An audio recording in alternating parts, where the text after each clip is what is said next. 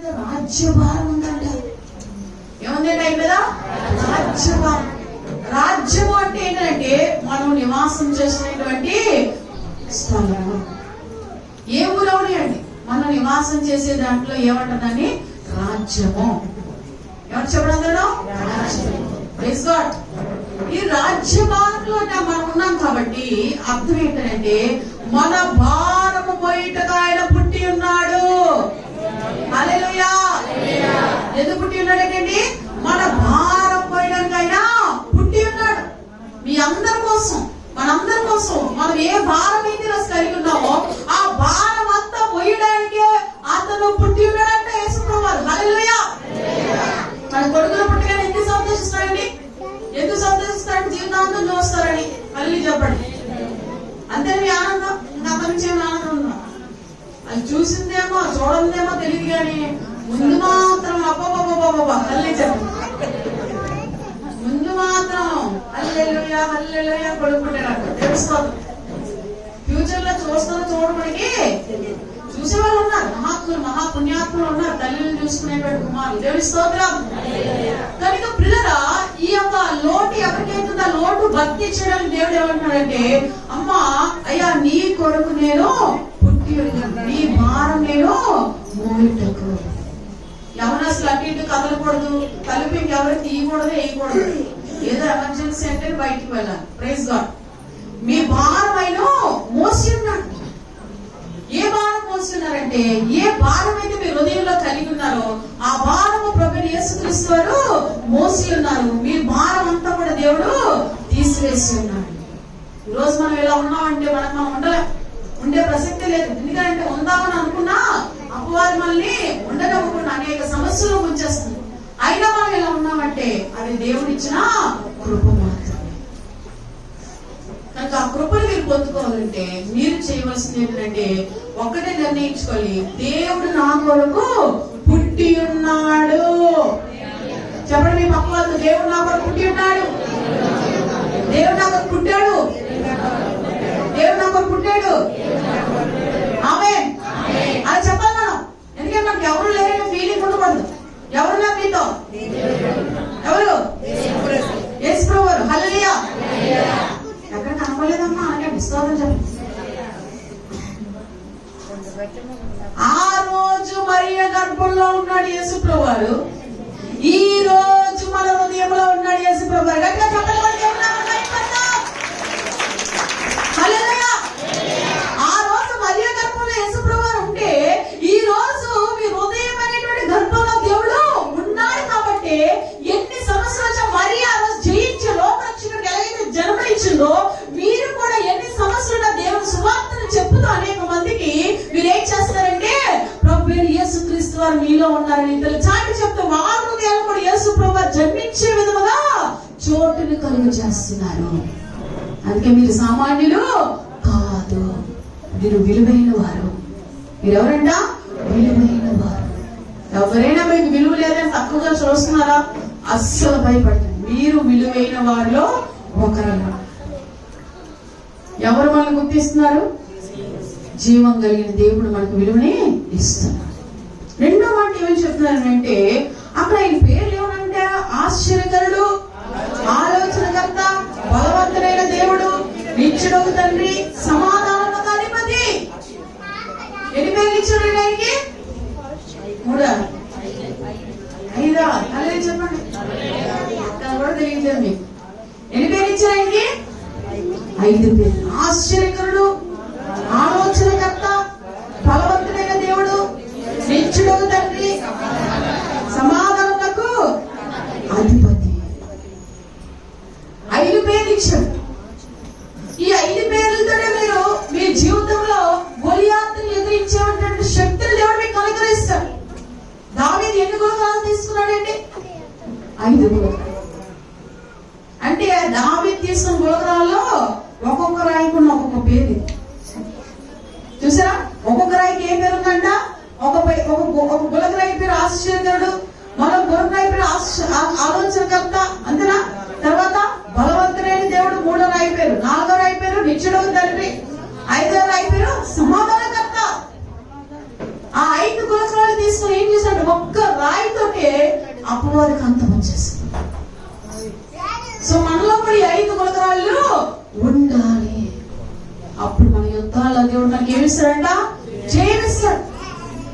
ఏంటి అంటే ఈ 5 మాటలు ఒక బుల్లెట్ లాంటితో సమానం.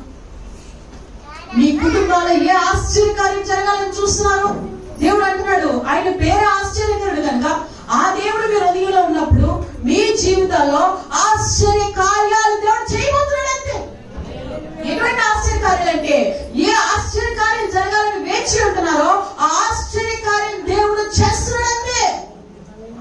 హల్లెలూయా. ఎంతమంది జీవితాల్లో దేవుడు ఆశ్చర్యకార్యాలు చేయలేదు. 10 మంది కుష్ఠరోగులు ఎవరు గుర్తించలేదు. లోకం వారిని చురుకుగా చూస్తుంది. అయినప్పుడు కూడా ఆయన దగ్గరకు వచ్చి నీకు ఇష్టమైతే నాకు శుద్ధులు చేయి ప్రభు అని అడిగినప్పుడు వెంటనే దేవుడు ఏం చేస్తానంటే నాకు ఇష్టమే మీరు శుద్ధుడి కమ్ము అన్నారు. అలాగే యేసయ్య దగ్గరకు మీరు వచ్చారంటే మీ సమస్య ఏదైనప్పటికీ కూడా ఆయన పేరులోని ఆశ్చర్యమైన ఆలోచన మాట ఉంది కాబట్టి ఆశ్చర్య కార్యము దేవుడి మీద చేస్తాడు. మీరు అడగాలి. జాబ్ అయితే జాబ్ అడగండి, ఏదైతే అడగండి, ఆత్మీయతను అడగండి, అభిషేకాన్ని పొందుకోండి. ఖచ్చితంగా దేవుడు మీ ఎడల ఆశ్చర్య కార్యాలు చేస్తాడు. నా జీవితంలో ఎన్నో చూశాను. దీర్ఘకాలపులో ఉన్న వ్యాధులు కూడా మీ ఇంట వంట ఉండకుండా దేవుడు స్వస్థతగానే చేయబోతున్నాడు. చెప్పండి కూడా దేవుడు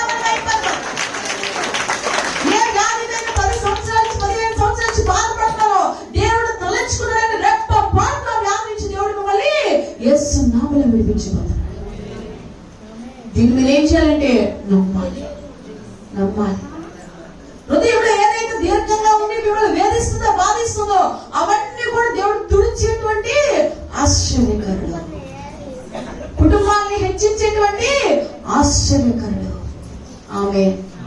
మీరు నమ్మండి. నేను ఎప్పటి నుంచి అనుకుంటానండి, 2 సంవత్సరాల నుంచి అనుకుంటానండి, నాకు ఇక్కడ జరిగేది లేదు చెందేది లేదు అనకూడదు. నీకు ఎవరిని అవమానపరిచినట్టే దేవుడు నామానే అవమానపరిచినట్టు. ఎప్పటికైనా నీ దేవుడు మీరు ఏది అడుగుతారది చేస్తారు. ఎంతమంది నమ్ముతున్నారు? మళ్ళీ చెప్పండి.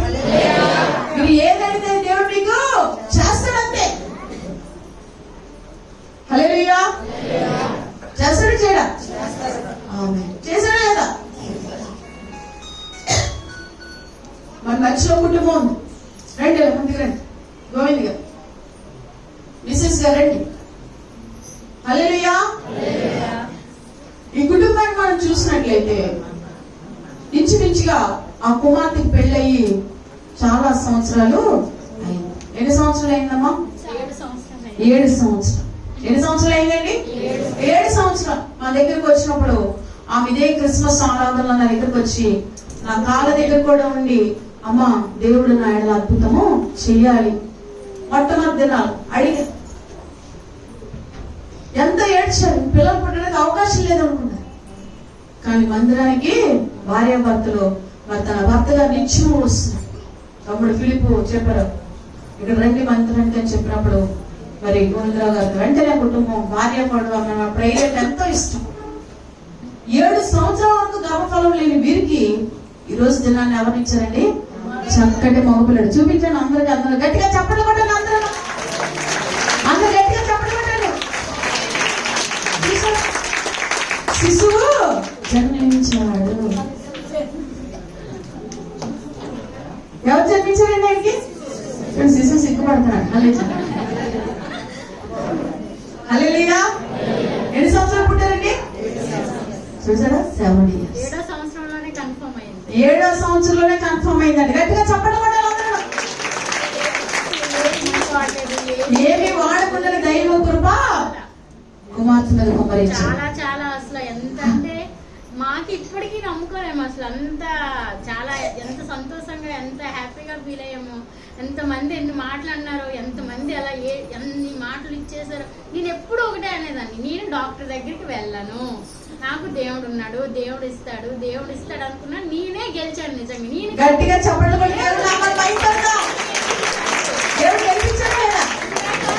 అన్నట్టుగా నిజంగా ఒక మాట, ఎవ్వరూ మనకి ఏమి పెట్టవసరం లేదు.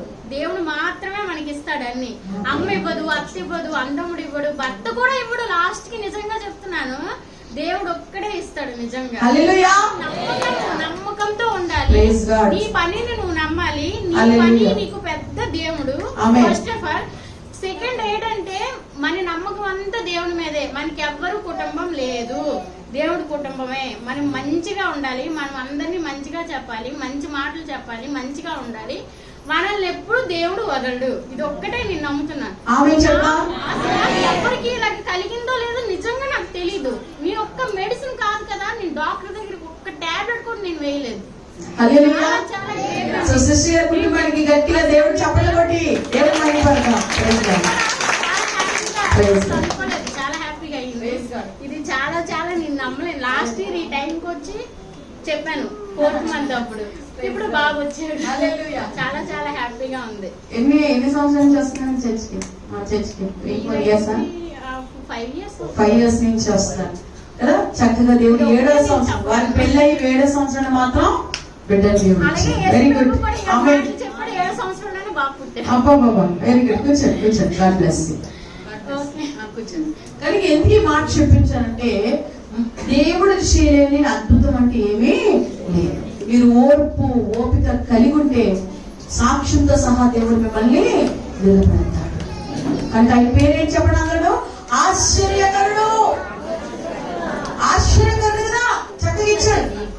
ఆలోచనకర్త అంటే గమనించుకోండి, శిష్యులు ఒక రోజు దినాన్ని యేసు ప్రభువుని చూడడానికి వెళ్ళినప్పుడు వారి దారి తెలియనప్పుడు ఆకాశంలో నక్షత్రం ద్వారా ఆ దారిని కనుక్కొని వెళ్ళారు.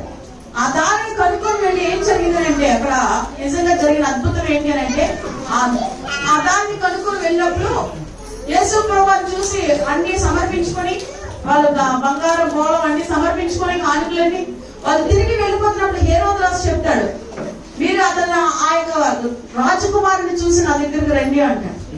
వెళ్ళిపోతున్న టైంలో దేవదూత ప్రత్యక్షమే అంటది, మీరు ఏ మార్గంలో వచ్చిన మార్గంలో వెళ్ళకుండా మార్గంలో మీరు వెళ్ళిపోతే. అక్కడ ఏమి ఇచ్చాడంటే దూతలకి దేవుడు ఎవరిచ్చారు? జ్ఞానులకి ఆలోచన ఇచ్చాడు. కనుక అలాంటి ఆలోచన మీకు దేవుడు ఇస్తాడు. ఎప్పుడు ఇచ్చాడు? మీ ధైర్యం ఏంటి? క్రిస్మస్ లో దేవుడు చెప్తున్నాడు అంటే నా ధైర్యం నా దేవుడే. ముందు వెనక ఏముంది ఏం లేదనేది కాదు, కానీ మీ ధైర్యము దేవుడే. గట్టిగా చెప్పడం ఏ పరిస్థితి అనుకున్నా దేవుడు మీ పక్షిగా ఉండే అద్భుతమైన కార్యాలు చేస్తాడంతే. ఆయన పేరు ఆశ్చర్యం. ఈ రోజు మీరు ఇబ్బంది పడుతున్నారు, స్ట్రెయిన్ అవుతున్నారు, ఇంకా వేచి ఉన్నారు, కానీ సడన్ గా దేవుడు ఫేస్ చేయండి. సడన్ గా దేవుడు అద్భుతము జరిగించు. మీరు ఏముండాలి? ఏముండాలి చెప్పండి. ఏ నమ్మకం ఉండాలి? ఏ ప్రాబ్లం ఉన్నా ప్రభా నాకు ఈ ప్రాబ్లం నువ్వు తీసి చెప్పి చూసి ప్లెయిన్ గా మంచి మనసు. ఎవరి నుంచి మనం ఏమి ఆశించవసరం లేదు. శాంతం అయితే పెడతాం, లేకపోతే ప్రశాంతంగా ఉంటాం. దేవుడు నాకు నటించు. ఎడిషనల్ పనులు ఏవి కూడా మనము చేయము. దేవుడు మనల్ని ఆశీర్వదిస్తాడు. ఆమేన్ చెప్దాం. ఇంకా గట్టి హల్లెలూయా చెప్దాం. అందుకే అక్కడ ఆయన పేరు ఏంటంటే ఆశ్చర్యకరుడు, ఆలోచనకర్త, బలవంతుడైన దేవుడు. దావీదుకి ఎలాంటి బలాన్ని ఇచ్చారండి? దావీదుకి ఎలాంటి బలాన్ని ఇచ్చారు చెప్పండి అందరూ? సౌలు చంపలేని గొలియాతుని దావీదు చంపలేదు. దేంతో చెప్పాడు? కత్తితో చెప్పాడు, ఈటుతో చెప్పాడు, దేంతో చెప్పాడండి? ఒక రాయి దేనికి సాదృశ్యం అంటే దేవుని యొక్క వాక్యానికి. రాయి దేనికి సాదృశ్యం అంటే సంఘానికి. బండ మీద నా ఇల్లు కడతారు. కనుక ఆ వాక్యాన్ని, ఆ సంఘాన్ని మనం వెంబడించినప్పుడు ఖచ్చితంగా గొలియాతు లాంటి పరిస్థితులు మీకు అంటూ ఉంటున్నా అవన్నీ మీ ద్వారా దేవుడు తుత్తు నీరుగా చేయబోతున్నాడు. మీ ద్వారా చేస్తాడు.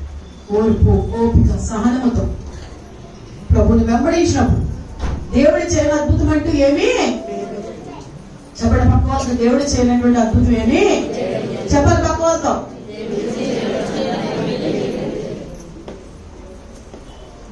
మీకు ఒకటే చెప్తున్నాను, నేను ఏదైనా చెప్పన్నా అంటే ఆసక్తిగా చేపిస్తాను. సడన్ గా దేవుడు మీ పక్కనే ఉంది ఆమేన్ అన్నాడు అనుకోండి, అద్భుతం ఏం జరిగింది. ఆయన అలా నైట్లో చెప్తూనే ఉంటుంది, కానీ మనం అలాగే ఉంటాం అనుకుంటే మాత్రం నేనేమి చేయలేదు. అది చేయలేదు. దేవుడు చేయలేని అద్భుతం ఏమి. ఆయన పేరేంటి చెప్పండి? ఆశ్చర్య. నెక్స్ట్ పేరేంటి? ఆలోచన. నెక్స్ట్ ఏమంటే బలవంతుడైన దేవుడు గొలియాతుని సున్నాయాసంగా ఒకే ఒక ఓడిసిన రాయితో ఏం చేశాడంటే గొలియాతు లేకుండా చేశాడు.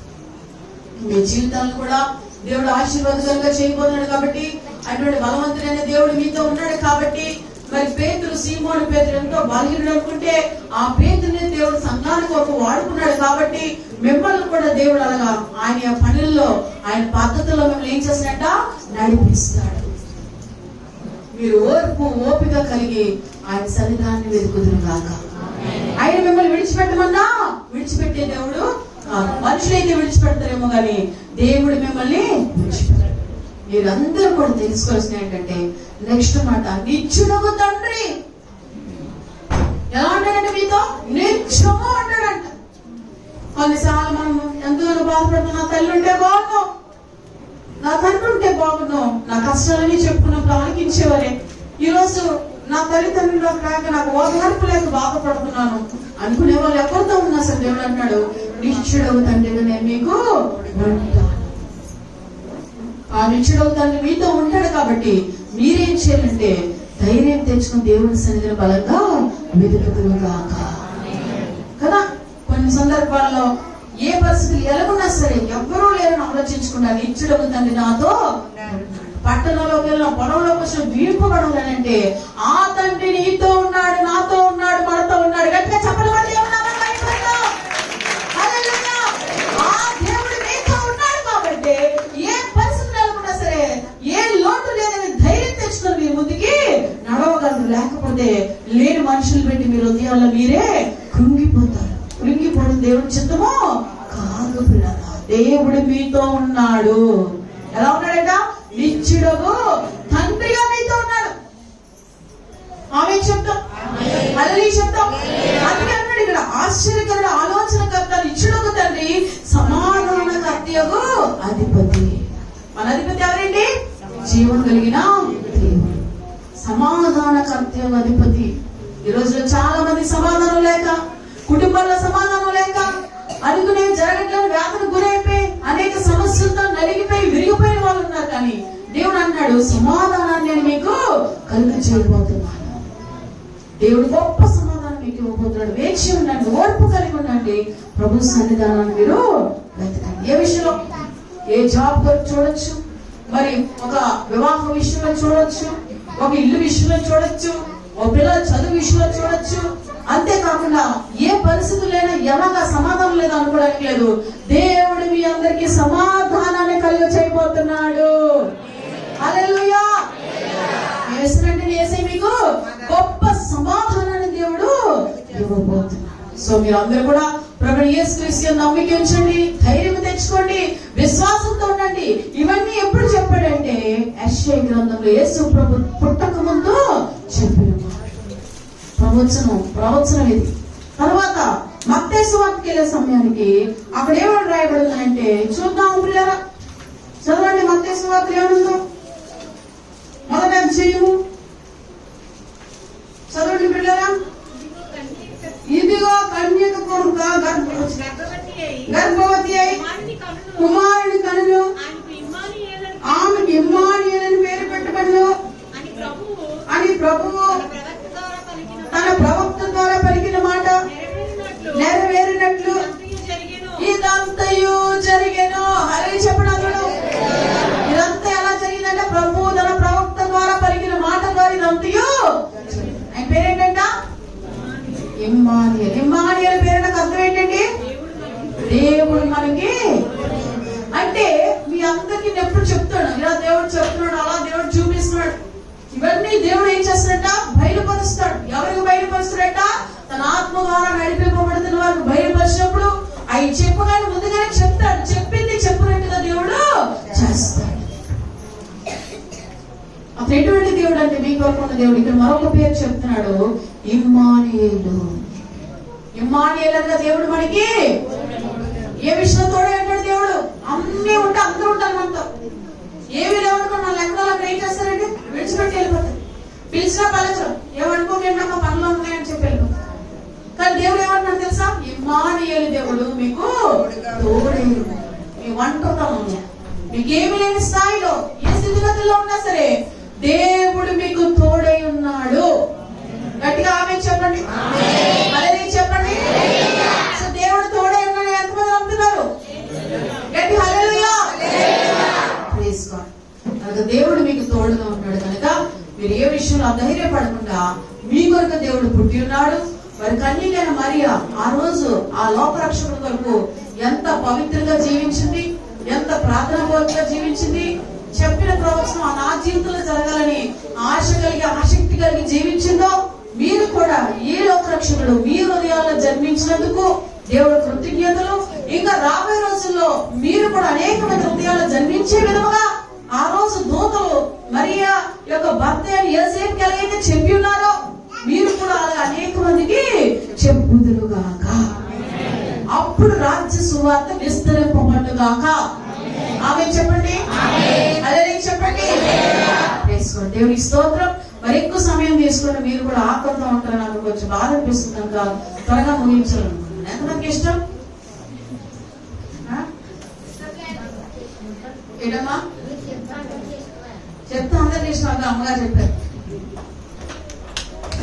మన పాస్టల్ మీటింగ్ అయింది 1:30 అయిపోయింది. అప్పుడే ప్రసంగం స్టార్ట్ చేసి డబ్బడబ్బ మనం 20 నిమిషాల్లో చెప్పి క్లోజ్ చేస్తారు. అమ్మ 1:30 అయిపోయింది, మీ అందరికి ఆకలి వేస్తుంది, భోజనాలు పెట్టేస్తాను, ముగించేస్తాను. అలా కుదరదు, ఇంకా చెప్పండి అంటున్నారు. హాలేజులు నేను 20 వంకతో నీ తప్పించుకుందాన్ని చూసాను. గట్టిగా అరలేక మహా తెలివైన రాలేదు. స్తోత్రం. కనుక ఆ వీడియో కోడ్ వినాలనిపిస్తుంది. ఇంకా నాకు ఆకలి లోపల వేసేస్తుంది. స్తోత్రం చెప్పండి. అది చెప్పలేని చూడలేను. కనుక పిల్లరా బైబిల్ చెప్తుంది ఏమంటే మీరందరూ కూడా ఆ నిత్యుడు ఒక తండ్రి మీతో ఉన్నాడు కాబట్టి ఏ విషయంలో అయినా సరే మీరెవరనంటే రాజులైన యాజక సమూహం. ఎవరు చెప్పండి? మీరు అందరూ రాజులైన యాజక సమూహము. గట్టిగా చెప్పలు కొట్టి రాజులైన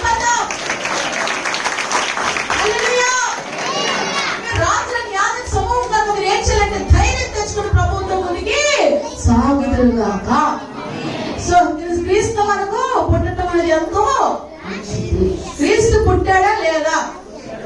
పుట్టాడా లేదా? ఎవరి కోసం పుట్టారు? మన కోసం. చెప్పండి, నా కోసం పుట్టారని మీరు చెప్పుకోండి. పక్కలు చెప్పండి, పక్కలు చెప్పుకోండి. పుట్టాడు పుట్టాడు నాకన్నా పాటలు ఇంకా బాగా వచ్చు. హల్లెలూయా. పుట్టాడు పుట్టాడు పుట్టాడు. పాడండి గట్టిగా, చెప్పండి.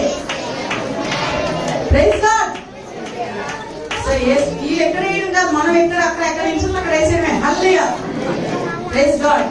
కనుక వేసేయ మన కొరకు.